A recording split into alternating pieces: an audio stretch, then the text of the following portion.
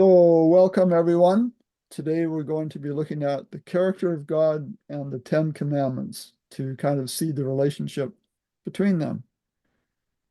So, should there be a connection between them? Is that a logical thing?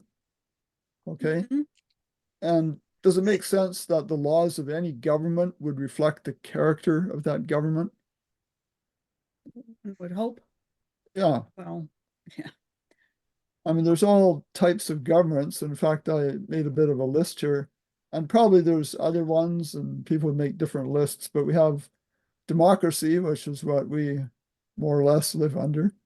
Then there's communism, socialism, there's oligarchies, autocracies, monarchies, theocracies, totalitarianism, military dictatorship.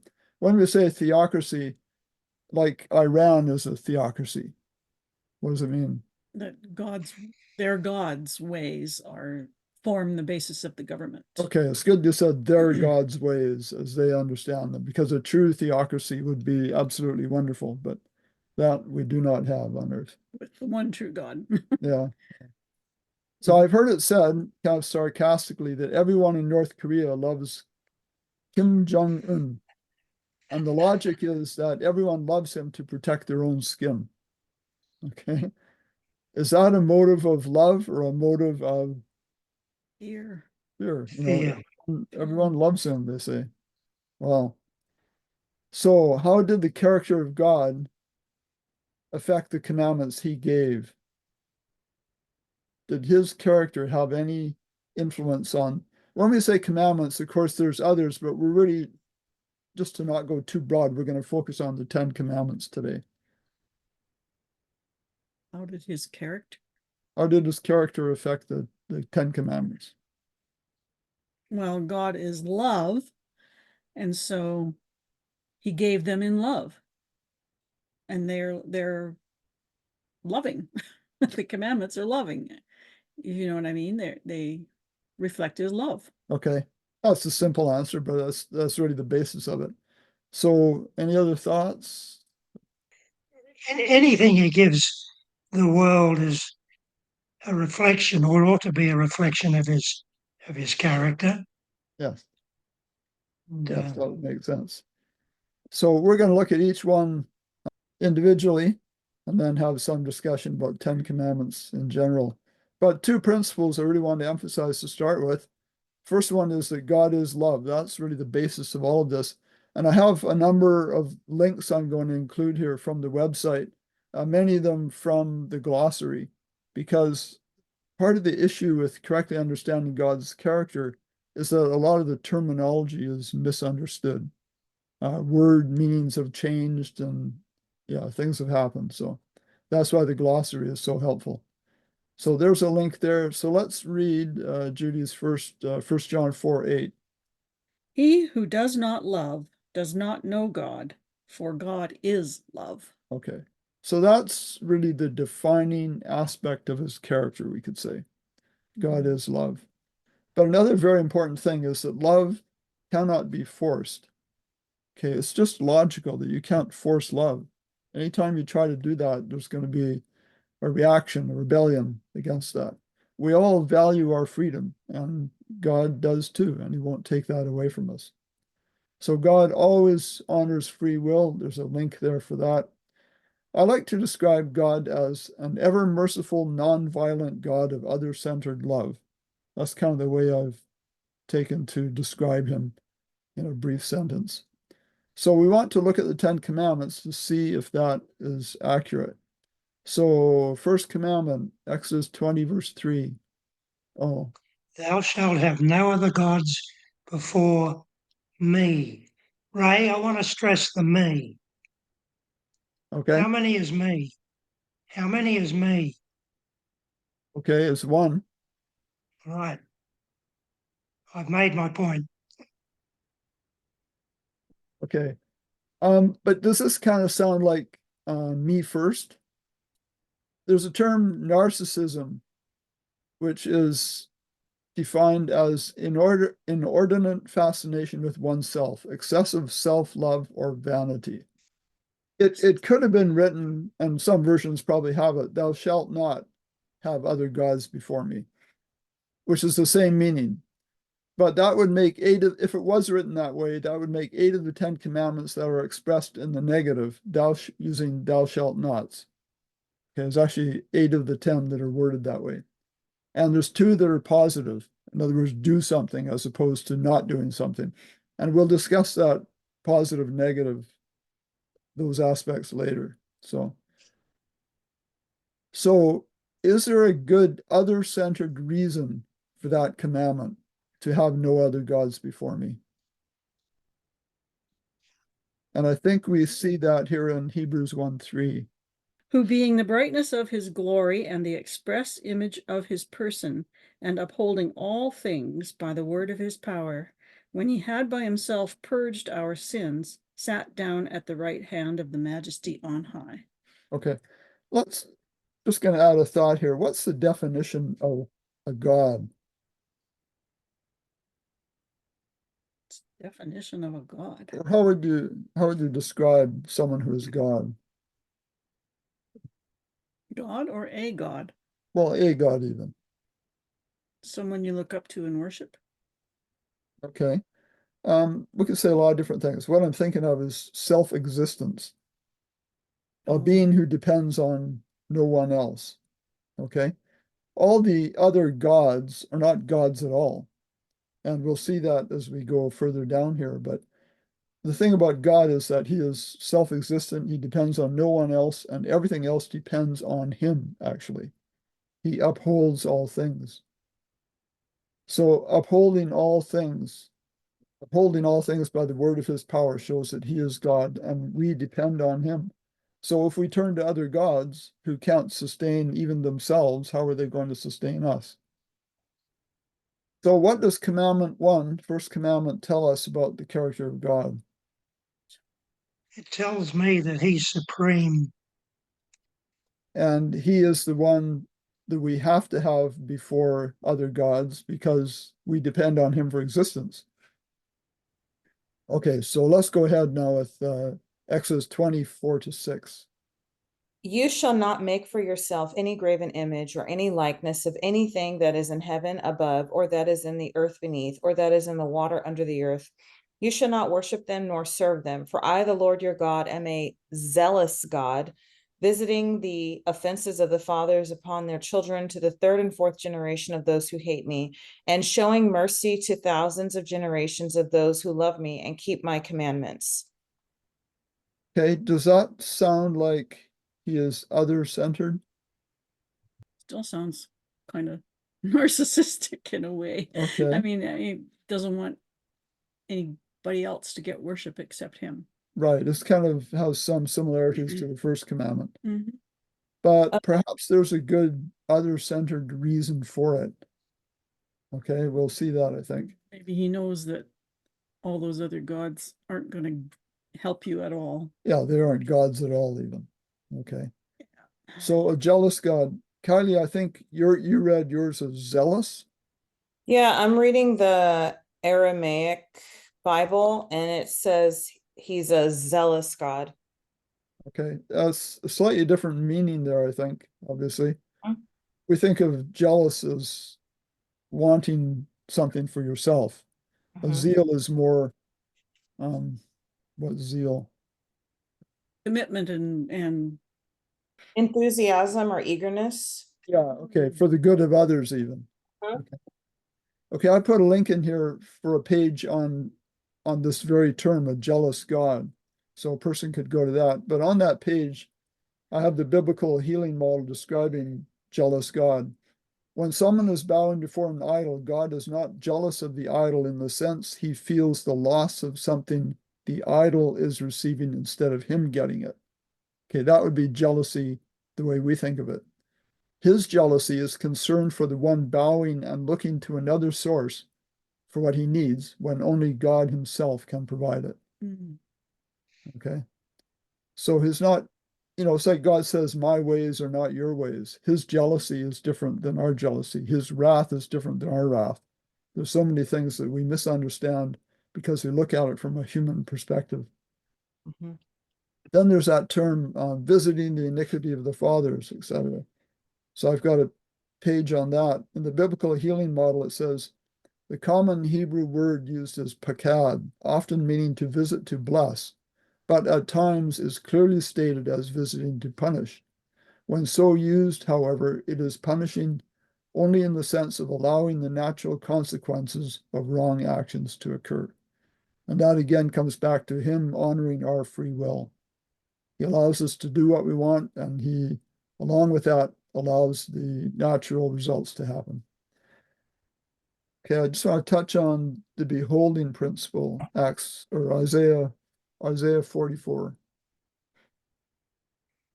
He burneth part thereof in the fire, with part thereof he eateth flesh, he roasteth roast, and is satisfied. Yea, he warmeth himself, and saith, Aha, I am warm, I have seen the fire, and the residue thereof he maketh a god, even his graven image.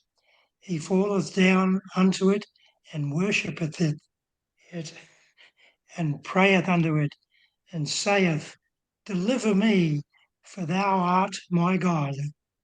Okay, we can I kind of was chuckle at that one. It shows the foolishness of a man who takes a piece of wood and basically cuts it in half and makes a fire to warm himself with one half and fashions a god out of the other half and bows down and worships and prays to it, saying, You are my God. What foolishness. This is why God wants to guard us from this sort of thing, because it's preventing his blessings from coming to us. But also you become like the God you worship. If you're worshiping, useless wood and stone, such things, you're not going to become like God at all. And that comes out in 2 Corinthians in this beholding principle. But we all, with unveiled face, beholding as in a mirror the glory of the Lord, are being transformed into the same image from glory to glory, just as by the Spirit of the Lord.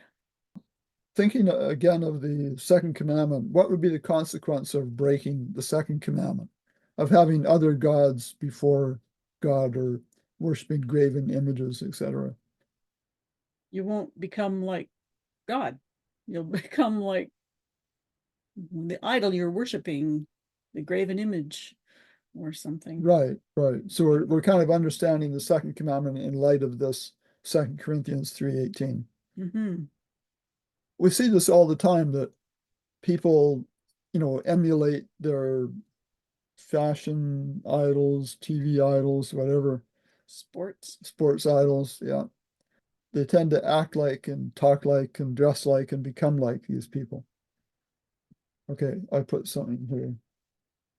Okay, he wants us to have a perfect character like his own. And we won't gain that by worshiping and bowing down to false gods. Okay, and the third commandment, Exodus 20, verse 7. Thou shalt not take the name of the Lord thy God in vain, for the Lord will not hold him guiltless that taketh his name in vain. Okay, and I think there's different meanings to this. One question I put here is, will God be insulted if we mispronounce his name? no, I think a person who is insecure might be, how dare you call me by the wrong name or something. Um, it's said that the Jews held God's name in such reverence, which is good, but they kind of overdid it, They wouldn't say it. that they wouldn't even say it. They wouldn't. And so the correct pronunciation is possibly lost. And so we have all kinds of different names. And there's I've seen a lot of it, people saying, no, you shouldn't say Yahweh, you should say some other pronunciation. And there's quite a few variations, and who knows which one is right. So why argue over it? Kylie?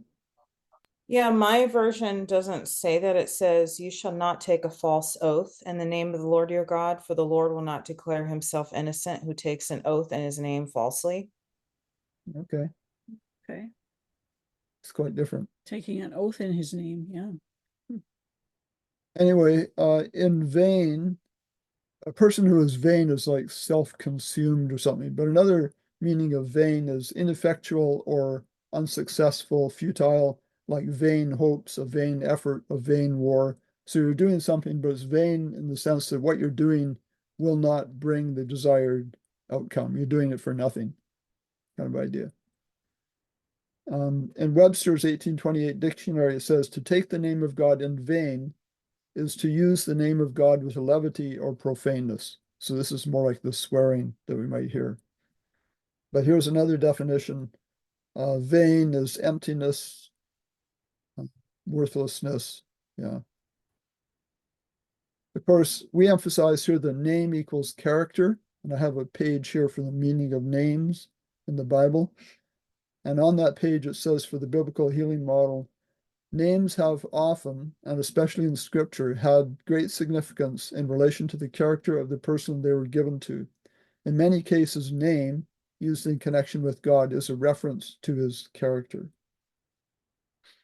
And in Webster's dictionary for name, it says reputation, character, that which is commonly said of a person as a good name or a bad name.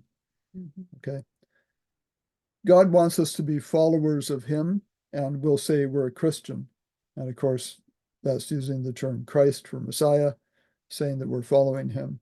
And if you claim to be a Christian, but don't act like it, we could say in that case, that would be taking his name in vain, claiming to follow him, and we really are not, and are not showing it. Does that make sense, I think? Okay. Okay, let's go to the fourth commandment. Remember the Sabbath day to keep it holy. 6 days shalt thou labor and do all thy work. But the seventh day is the Sabbath of the Lord thy God.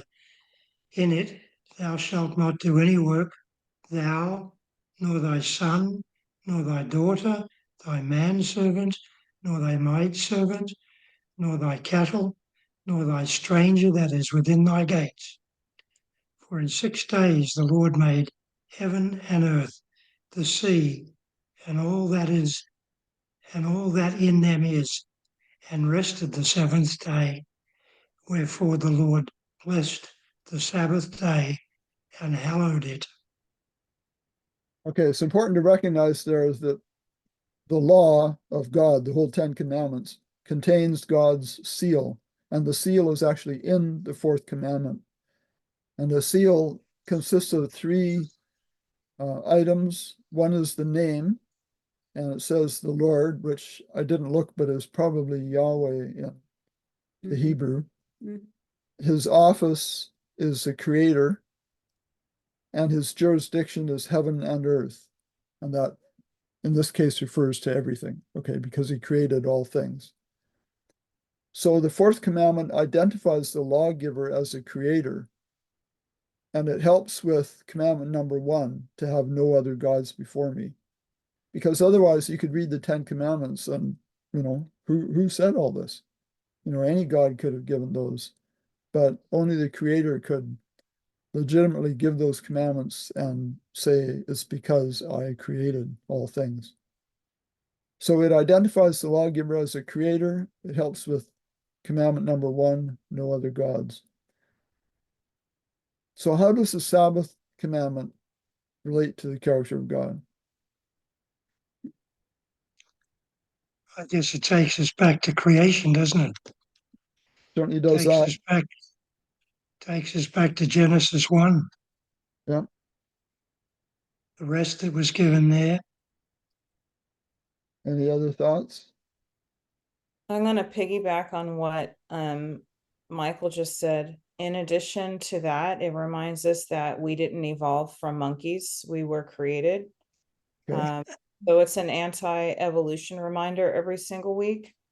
Sure. Yeah. Good, Kylie. I put down his use of power, and let's see if I can kind of explain that. On the first 6 days of creation, God used incredible power, right, to create everything he created and to fashion the earth as a home for man and all the animals and birds and fish and everything in it. Tremendous use of power. But on the Sabbath, he ceased using power. Okay. He simply rested. And he invites us to rest as well on that day. And part of the thing is that Satan has made charges against God and his government, and he recognizes that God is all powerful. Part of the question is, how does God use his power? Does he use it just for his own good, or does he use his power for the good of others? And his resting on the Sabbath showed that he would cease using power. Timothy Jennings explains that really well.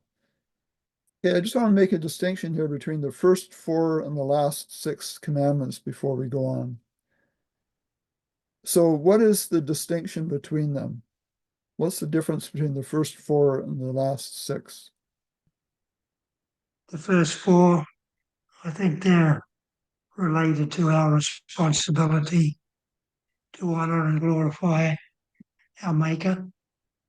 And the last 6 are for us to demonstrate to others that we have to be as loving and concerned for them and their welfare as our Father is loving and concerned for ours.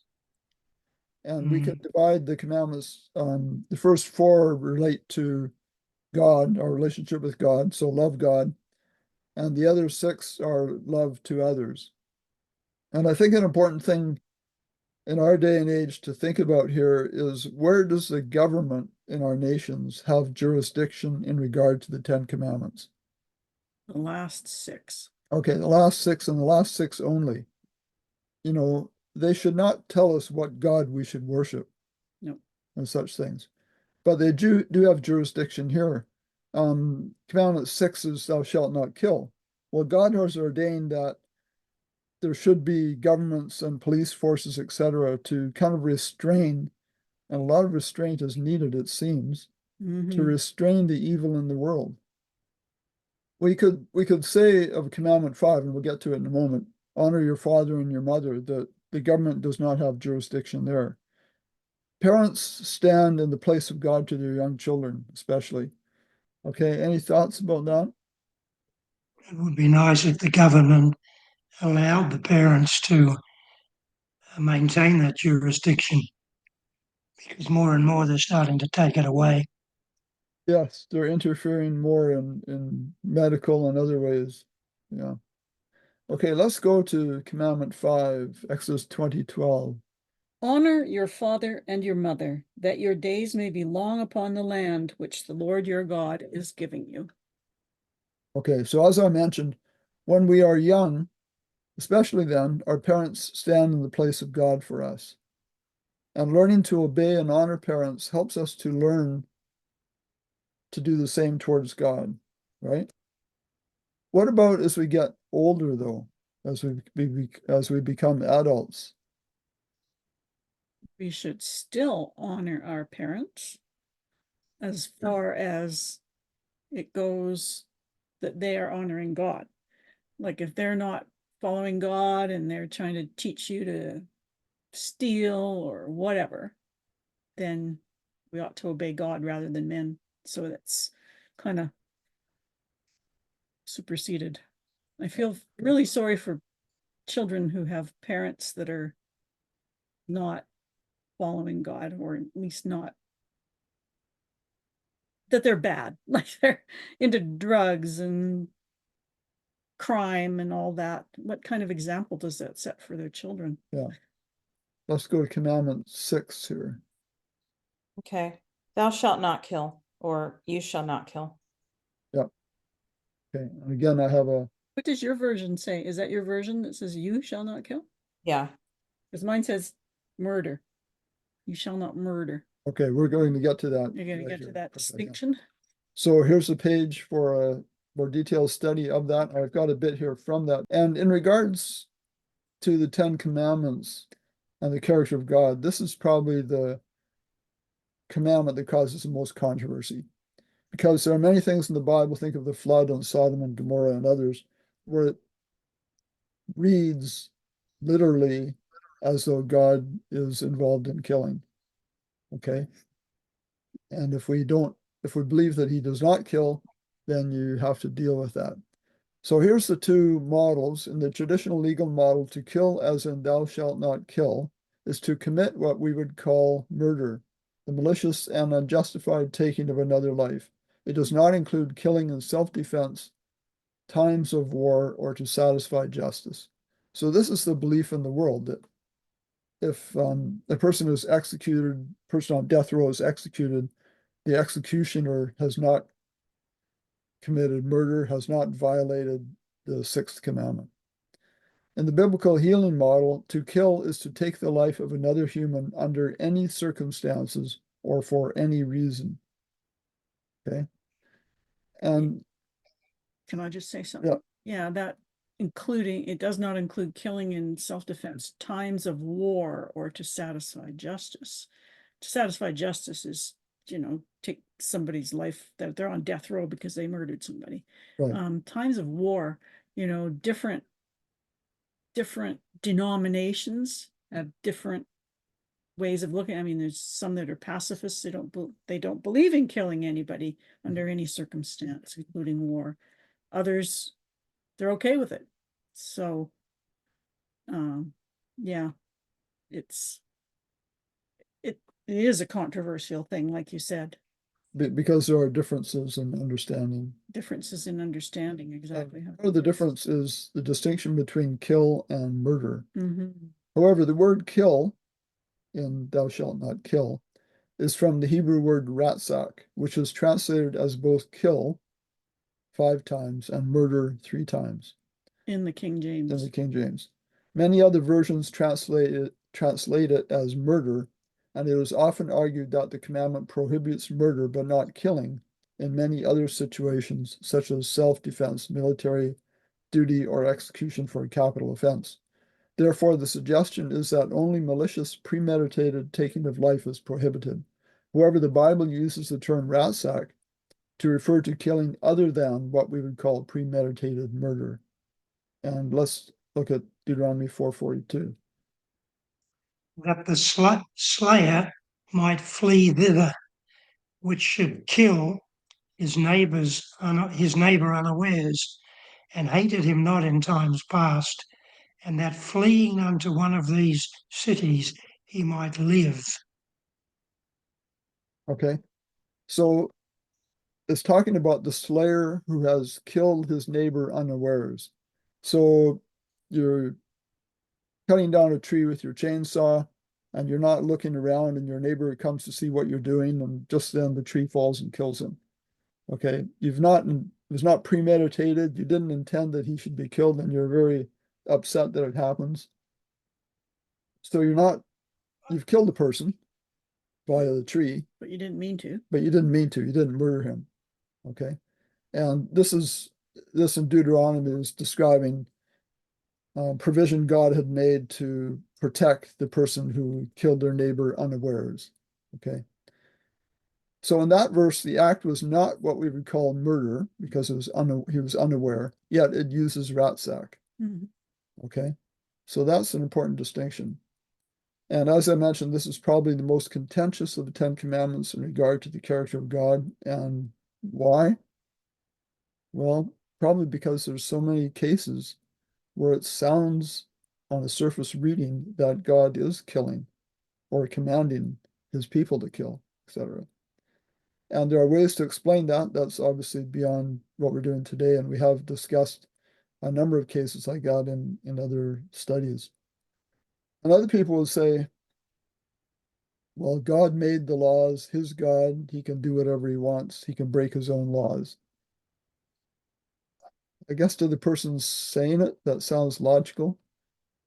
Another thing is that a person might say that God kills, say in the flood, but he doesn't murder. Maybe you've heard that kind of thing. But to murder is to kill with intent. To simply kill unawares is, you didn't premeditate it. I would ask the question, does God ever accidentally kill anyone? Does that make sense? No. He doesn't say, whoops, I didn't mean to kill that one. If he was to kill anyone, it would always be murder. It would always be with premeditation. right? It has to be. So to me, it makes sense that God would keep his own laws and is not going to mistakenly kill anyone. Here's a good verse that kind of helps with that. Mark 3:4. And he said to them, is it lawful on the Sabbath to do good or to do evil, to save life or to kill? But they kept silent. Okay. As we look at that verse, it's quite logical to me that it's really saying that to kill equals to do evil. Okay. To do good is to save life. Right. It's do that, evil is that to parallel kill. structure that was used in Hebrew especially, and also in Greek. So what about what we could call emergency situations? Is there such a thing as an emergency where God has to kill? Where God has to kill Yeah, or where we have to kill? where God has to kill. And examples have been used like the flood. Noah was the only righteous man left on earth. God had this plan to have the Messiah be born of a human. And it says in Genesis of the flood that, men were killing each other off. The end of all evil has come before me, it The says. end of all flesh. The end of all flesh. Okay, not the end of evil. Well, evil would bring the end of all flesh. So God had to do something. He had to wipe them all out and start over again. It was an emergency situation. That's the way it's argued. I saw that Kylie has a comment here. I'll just say something about that and then we'll resume. Yeah, in Deuteronomy 5, and Deuteronomy means second law or second giving of the law. And they're basically the same in Exodus and Deuteronomy, except in the fourth commandment, it gives a different reason for remembering the Sabbath.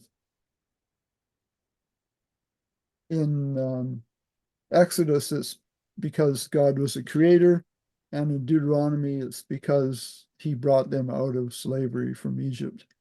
But it's the only commandment I think, that's significantly changed between the two givings of it. Of course, Deuteronomy was written by Moses, I believe, towards the end of his life, kind of recounting to Israel what had happened in the Exodus, whereas in the book of Exodus, it's given it kind of firsthand as it happened.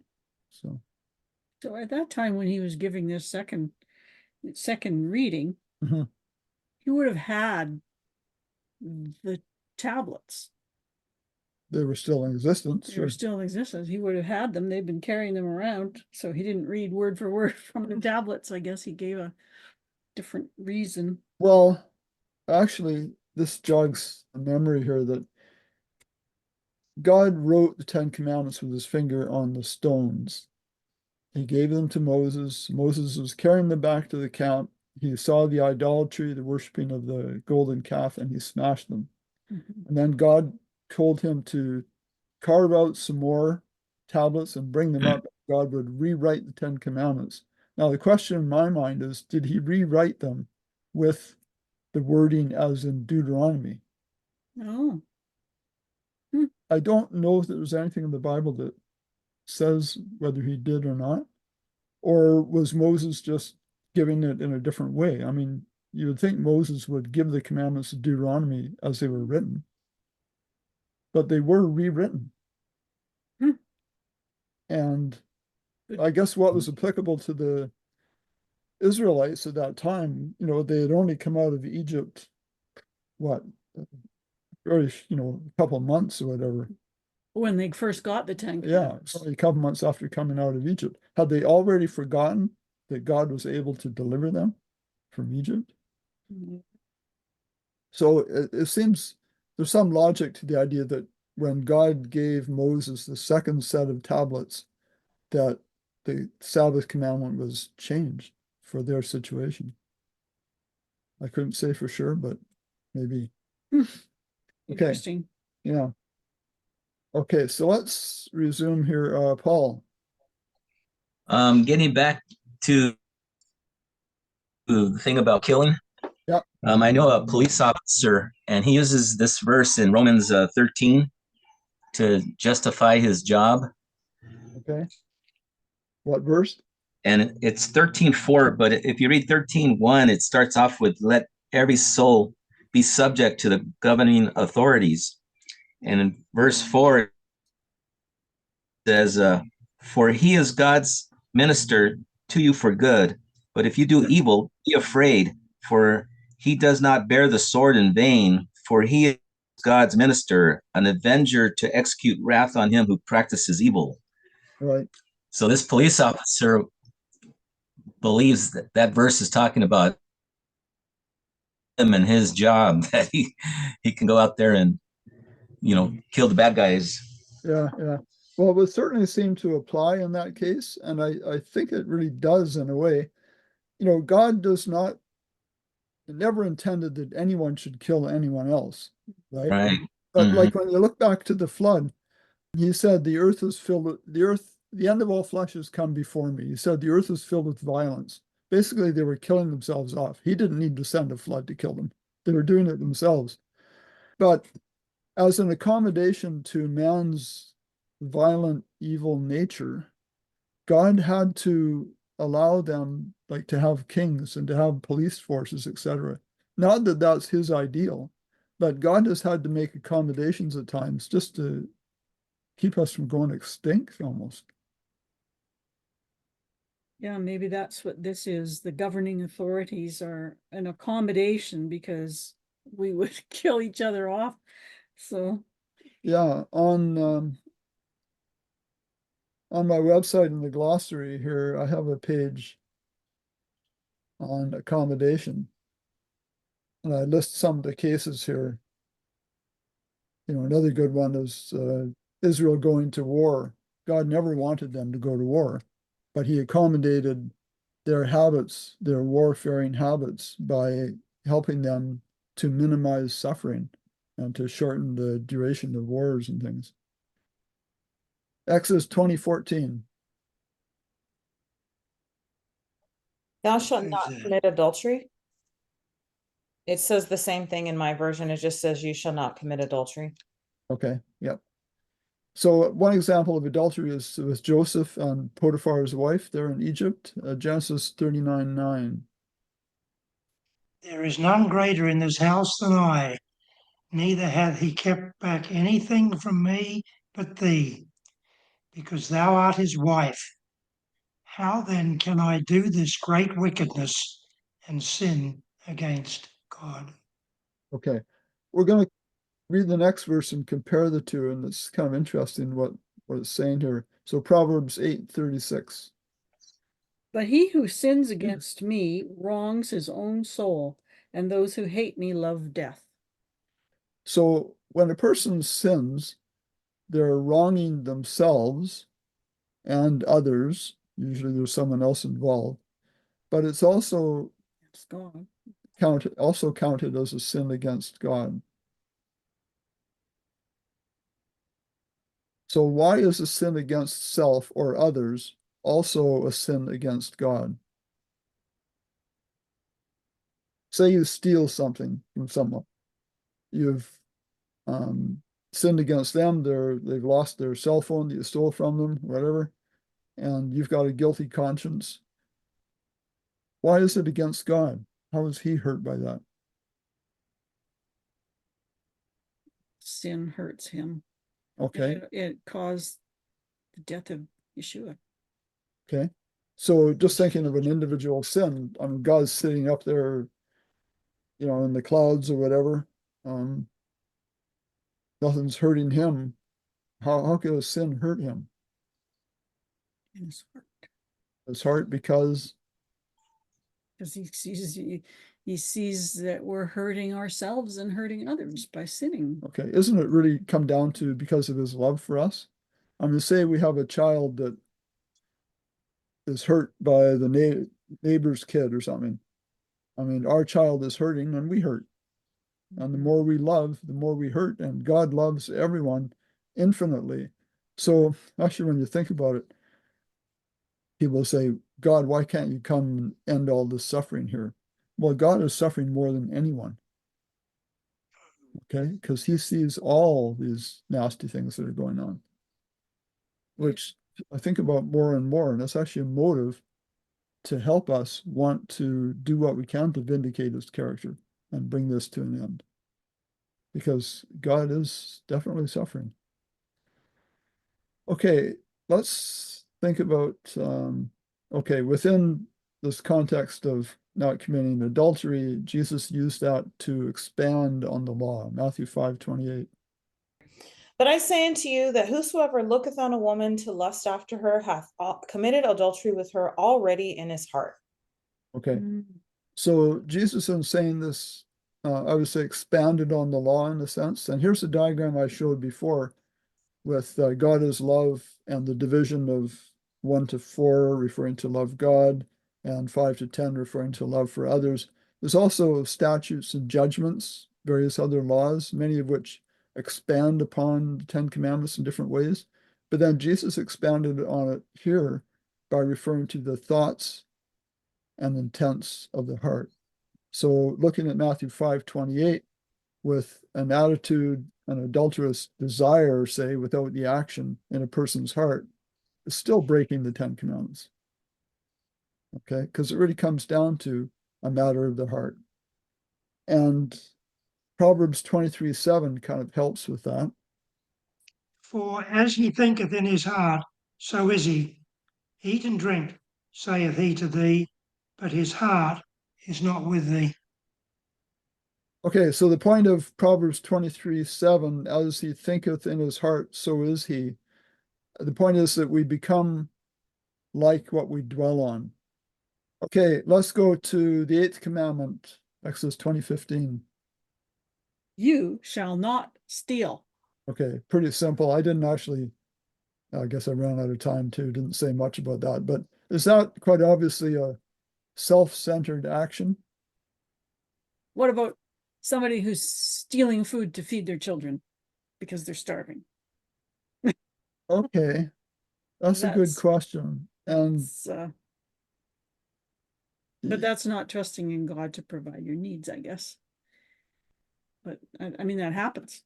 People steal and they're not stealing for themselves, they're stealing for someone else. okay, so in that case, that's a good question. So what's the motive of the person doing the stealing?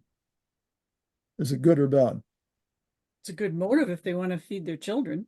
Okay, it's a maybe a wrong way to go about it. Maybe there's a better way, but the actual motive is good,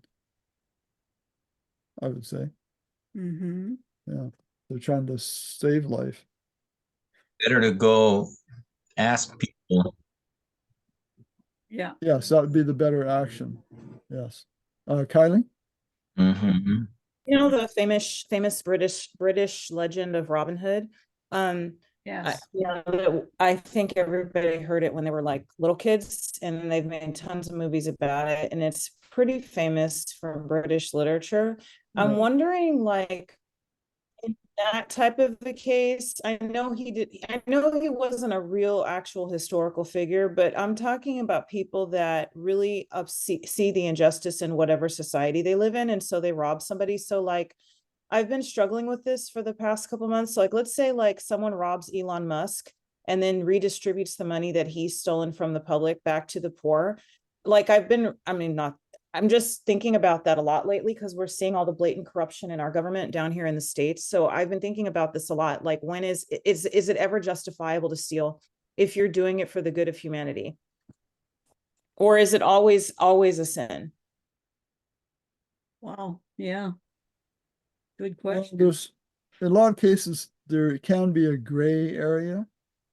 I mean, the parent stealing and not hurting anyone to feed their starving children. I would have to say the motive is good there. And what you're proposing is, a little bit the other direction, but we're not the judge, I guess. There can be times when the action is wrong, but the motive is right, I think. But like Paul says, yeah, you should go and ask for stuff. Does Elon Musk give anything to the poor? Yeah, no, he doesn't give to charity. He brags about how he doesn't give to charity. So that's what I was wondering, because I believe that we shouldn't steal ever. I don't think there's Well, except for the starving children, mother, father thing. But I don't think anyone should be stealing. So I'm wondering though, if you see like grave injustice in a society and there's somebody blatantly stealing money from the society, is there ever an excuse to rob the person who's robbing people? I don't think so. I think there should be other ways to seek justice in that case. That's just my opinion, but Okay. So let's go to commandment number 9 here. Thou shalt not bear false witness against thy neighbor. Largely that's talking about lying. It can also involve other things. But let's go to Titus 1:2. in the hope of eternal life, which God, who cannot lie, promised before the world began. Okay. God cannot lie. That would be totally against his character. We're going to look at some examples of actual deceit, lying, I guess. Joshua 2:5. and it happened as the gate was being shut, when it was dark, that the men went out. Where the men went, I do not know. Pursue them quickly, for you may overtake them. Okay, I should have given some background. That's This is Rahab. Rahab in the city of Jericho when the spies were come to spy out Jericho. And yeah, they were in her house, and the king sent to ask her to bring these men out, and she basically lied. She had hidden them, and she said this. It was a lie.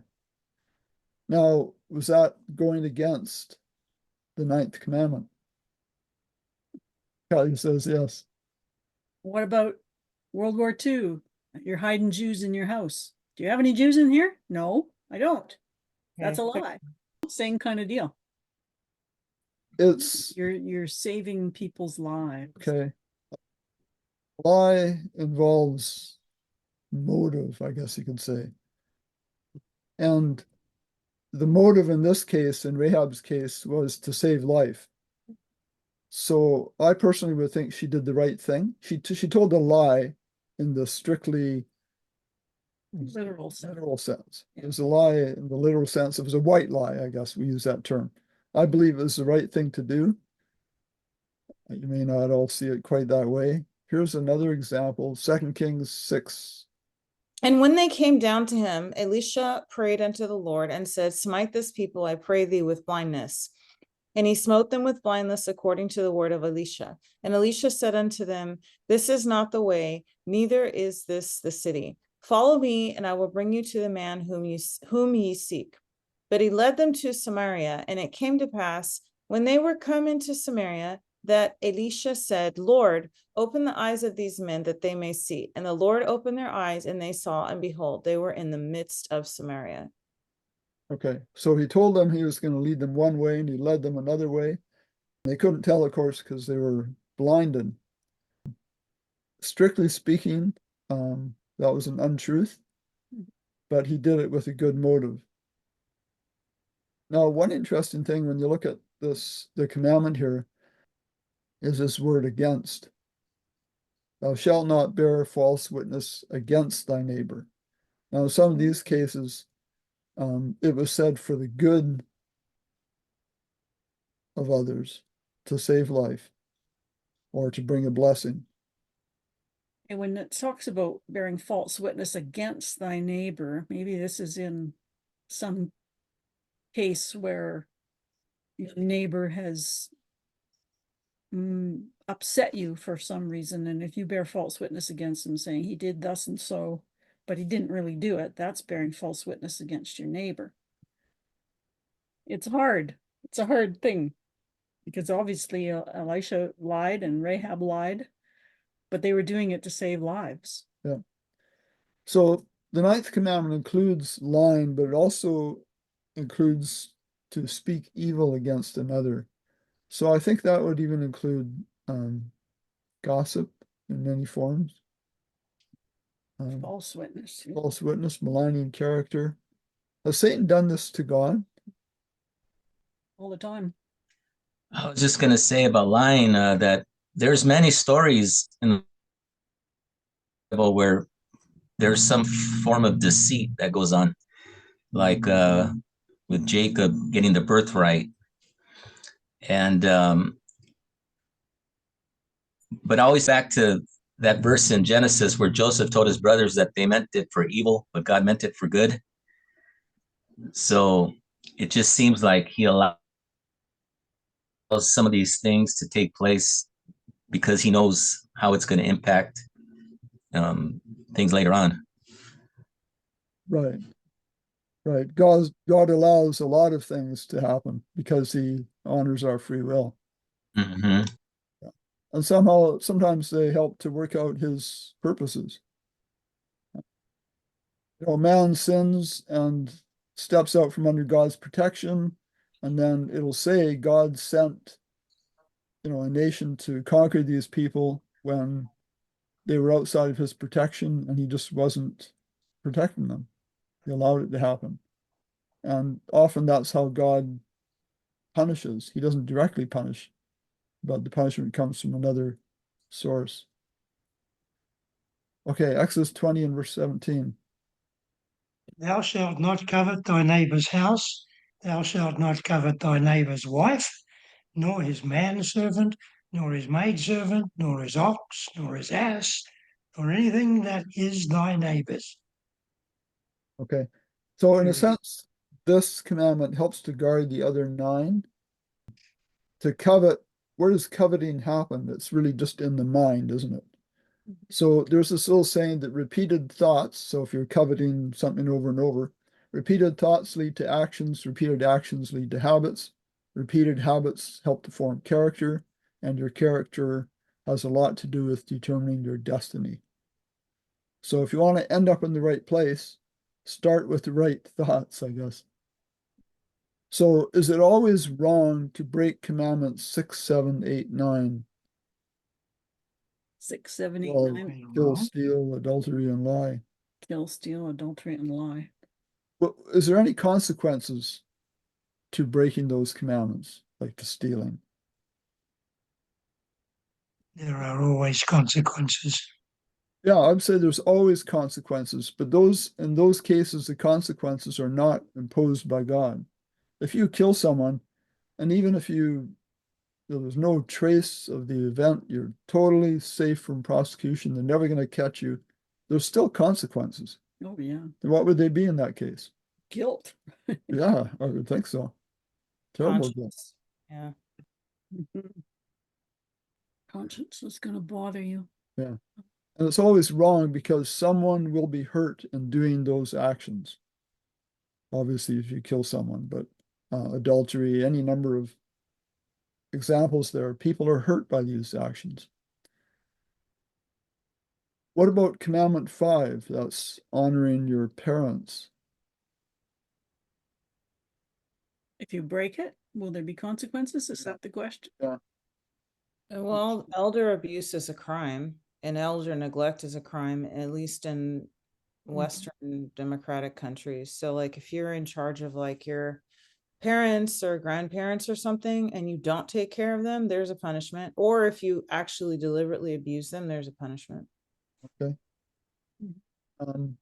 What about commandments 1 to 4, the ones relating to our connection to God?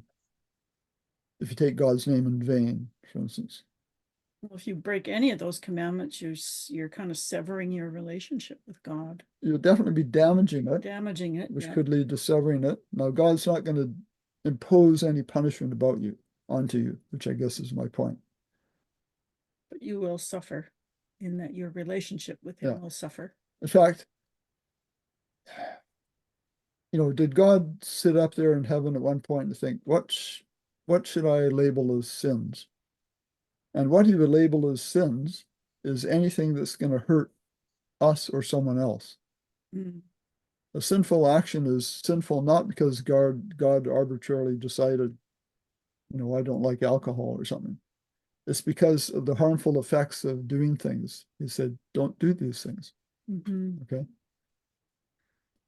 Okay, I want to transition to talking about the law of God and its direct connection to the character of God. And I would say the law of God is actually a transcript, a character, or a copy, if you want, of his character. And let's read Malachi 3:6. For I am the Lord, I do not change. Therefore you are not consumed, O sons of Jacob. Okay, so God is saying he does not change. James 1:17. For every good gift and every perfect gift is from above, and cometh down from the Father of lights, with whom is no variableness, neither shadow of turning. Okay, so again, God is saying that he does not change. Does God's law reflect his character? In looking at scriptures, one can pick out verses that describe God and verses that describe his law. If we match these up, something very interesting happens. And here's a chart basically comparing God and his law. So 1 John 4:8 tells us God is love. In Matthew 22, God's law is described as love. Uh, God is truth, God's law is truth. So they are both love, truth, holy, spiritual, righteous, etc. All those things, and unchangeable. They refer both to God and to his law. So God is love, God's law is love. There's obviously a close connection between God and his law. As can readily be seen, God's law is a transcript of his character. This might imply that it can no more change or end than can the eternal God himself. The key is to rightly understand what constitutes a change. We have already mentioned that God can change what he does or proposes to do in reaction to a change in man. However, that change in behavior is exactly because in underlying principles he does not change. Another way to think of it is that we need to understand the difference between principle and application. So a principle would be God honors free will, and its application would be God lets us do what we want, even if it hurts us. And an example of that would be Israel wanting a king. God, in principle, honored their desire to have a king, even though he knew it was not best for them. And the application would be he allowed them to have a king. Okay, it's important to understand the difference between arbitrary and imposed, or design and natural. And God's law is design. Design laws are the laws the Creator established for the universe to run on, and they include gravity, the laws of light, and many different things. All deviations from design laws cause damage in some way. God, the designer, seeks to have us understand his design laws for our own good and keep them for our benefit and protection.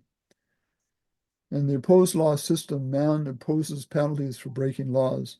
And you could, for instance, drive at 90 kilometers an hour in an 80-kilometer zone and not cause hurt or damage to anyone. Let's read Daniel 7:25. And he shall speak great words against the Most High, and shall wear out the saints of the Most High, and think to change times and laws, and they shall be given into his hand until the time and times and the dividing of time. So God's law was written in stone. We could say the standard was in stone, or I like to think of God wrote the standard in stone and the sins in the sand. In John chapter 8, when the woman was brought to him caught in adultery, Jesus wrote in the sand as they were accusing. And this is what I chose for the cover of the original edition of Biblical Forgiveness, my little booklet. The idea is that Jesus would, write the sins of one of the accusers in the sand and then just wipe it out and start with the next one. God's standard is in stone, but he is so willing to forgive that he likens it to writing sins in the sand that can be easily erased. What was the first change made in God's law? Maybe there wasn't one. Well, God's law never changes, but it changed in the sense in man's thinking, it went from design or natural law to law that is arbitrary and imposed. In other words, man came up with this idea that God's law could be changed, even though it couldn't. And because of that, man began to make up his own laws. But there is one case where it sounds like God changed his own law in Hebrews 7:12. For the priesthood being changed, of necessity there is also a change of the law. Okay. So the priesthood was changed. When you look through the sanctuary system, the Levites were appointed as priests, and later on it changed there. And I don't have all the details on that here. But there's a law or principle behind this that is not being changed. And that is this, that the principle is that man needs a mediator. Okay? And when the situation changed, God changed the law of how a person is designated as a priest in order to maintain this principle to provide a mediator for man. Okay, let's go to 1 Corinthians 13:5. Love, doth not behave itself unseemly, seeketh not her own, and is not easily provoked, thinketh no evil. Okay, so if love does not seek its own things or benefit or good, then it must be seeking for the good of others. And Philippians 2:4. Look not every man on his own things, but every man also on the things of others. Okay, so I think the idea there is you're aware of others, your neighbors, or whatever situation, and you're thinking of their things and for their benefit. Okay, not just for your own. So look on the things of others for the good of others, not because you want their stuff. It's not in a selfish way, but in an unselfish way. Would seeking the good of others apply in all things? Sure. I think so. Mhm. Shouldn't it?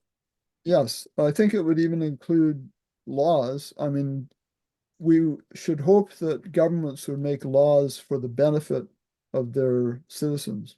Mhm. And I think this even applies to God.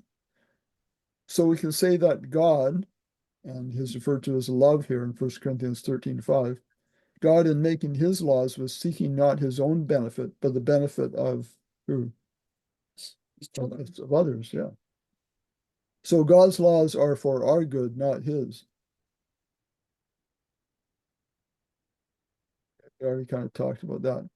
The basis on which God in his laws says not to do something is if it will hurt self or others, and he says not to do that. Basically, that's what makes it a sin. So how does lying to someone hurt another person, that other person?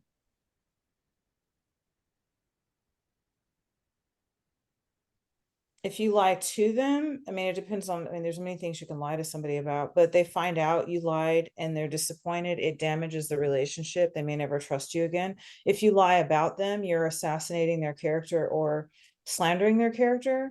Mhm. And then that actually will have a ripple effect because other people know that you did it and they are upset for the person. And then also the person who's been lied about is upset. So it damages more relationships and people they don't trust you when you do that. Yeah, yeah. And as you just said, lying can hurt self as well. It can hurt your reputation to be known as a liar, etc. Could Rahab feel good about her lie? Mhm. The final result of that was good for her. Oh, yeah, she got saved Yeah. and ended up being in the lineage of Yeshua. She did not, we could say, well, she could have just said, yeah, they're here lying under this pile of flax or whatever it was, and trust God to blind their eyes or something. We wouldn't think had a very close relationship with God. She somehow knew of him. She had seen his power in the Israelites overcoming Jericho, etc. So, This was Jericho. yeah, but all the stories of crossing the Red Sea and that. Yeah. Mhm. Okay, so another thought about this is the law of God is a mirror to show man the defects of his character. Is that simply to show us that we lied or something deeper about our own character? We just need to know in general that we are sinners, for instance. Romans 3:20 tells us something about the knowledge of sin. Therefore, by the deeds of the law, no flesh will be justified in his sight, for by the law is the knowledge of sin. Okay. So that tells me that the law is for our good. God's law is for our good because we need to know that we're sinners, don't we? We need to know what exactly sin is so that we can avoid it. Yeah. There's a verse in Romans that talks about sin came in where sin abounded, grace did much more abound, something like that. And I would say that's 5:20. okay. Romans 5:20, is that it? Yeah, that sounds right. Yeah. I'm just going to go there. Yep. And it says where sin abounded. It's in the past tense. But I hear nearly everybody, when they quote that scripture, bring it into the present, where sin abounds, which is a sort of continuum. Anyway, that's just an observation. Okay. In other words, I can keep on sinning and I'll have grace. Is that what they Well, mean? that could be the effect. Yeah. Absolutely. I like to think of it this way. Moreover, the law entered. Moreover, awareness of the law entered my mind, that knowledge of my offenses might abound. But where Mhm. knowledge of sin abounded, awareness of that available grace did much more abound. Something like that. Mm. I mean, God gave the law, right? He didn't give it so that offense, so that sins would abound. He gave the law, by the law is the knowledge of sin. Okay, he gave it so that we could know we're sinners and avail ourselves of the remedy for it. So that is for our good.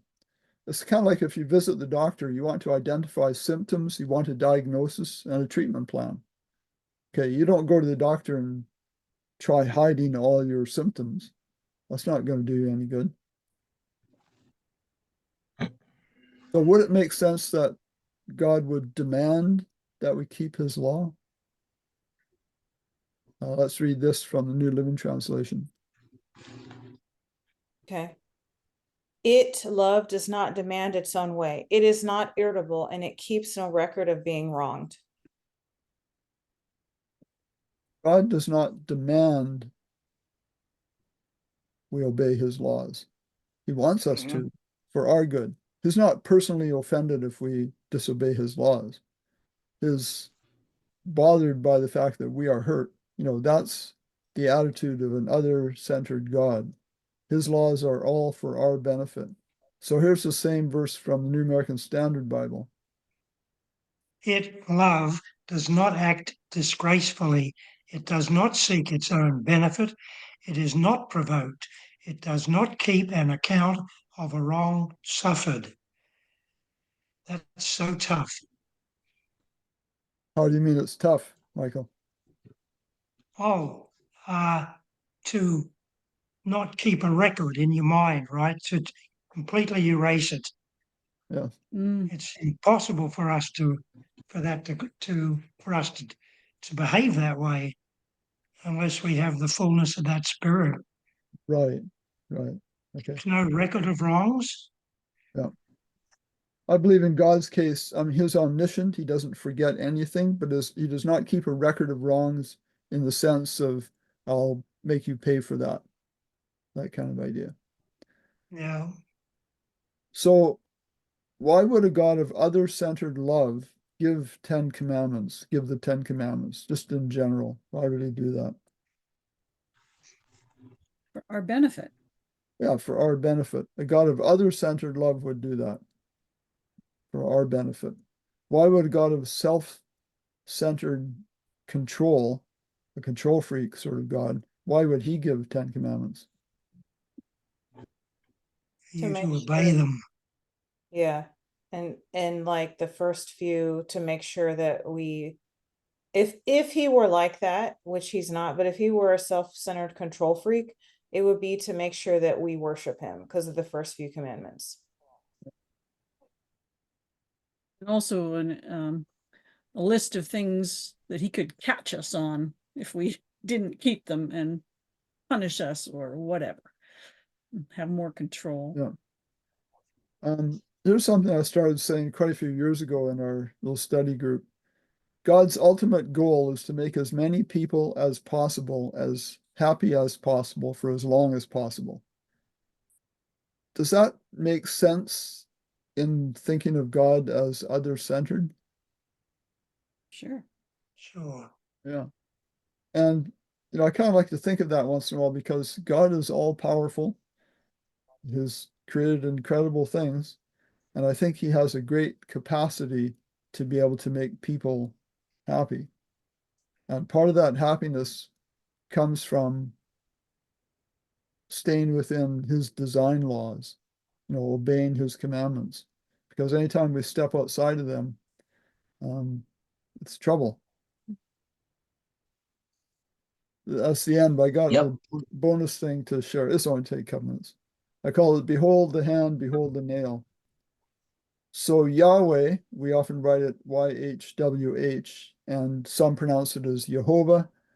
And it could be read this way in the Hebrew because the letter order is reversed in Hebrew. So it's from right to left. So it's Yod, that's the smaller one here on the right. Yod, He, Vav, He. And Yod, every Hebrew letter has its own several meanings in some cases, but the Yod is the smallest letter in Hebrew and it refers to the hand. And the He can mean behold, and the Vav is a nail, and then you got a second He. So here's a diagram of the Paleo Hebrew. Paleo Hebrew. Thank you. Okay.